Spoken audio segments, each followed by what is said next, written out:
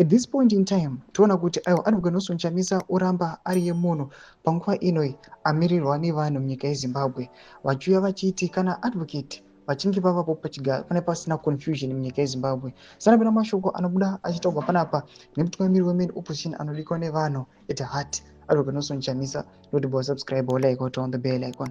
Tipita panapa anobuda nyora achiti there will be no confusion.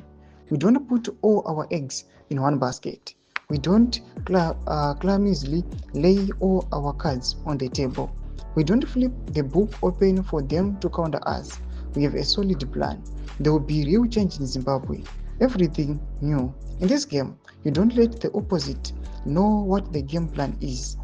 We keep them stewing and guessing. Hashtag join the new. Ndo mashoko anobuda achitobva panapa pahendo yakanzi Advocate Nelson Chamisa. Muri kuona kuti aiwa vari kuti aiwa muchitiona takanyarara kudai so aiwa we don't display true colors edu kwavari just because we know themselves kuti vanhu vakaita sei.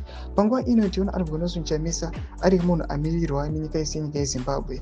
Vanhu vachimirira vachiona kuti aiwa vakomana vanga vachipedzerana ivo vari kufaita. Mukaona the regime panguva inoi mukaona vanhu vari kunyanya kupedzana vari kunyanya kukwadzana vakomana vari the ruling party. Mukaona mawo veterans ana Blessed Geza vanhu vatovamo vatorimo the ruling party ZANU-PF vese they are attacking each other. Mukaona maloyalists generally they are opposing vakomana ve2030 zviri ngobuda pachirango kuti aiwa chirege vakomana vapedzerane aiwa advocate vochipinda zvavo. Tudze mafungiro enyu munoti kudii pamusoro pechitiko ichi.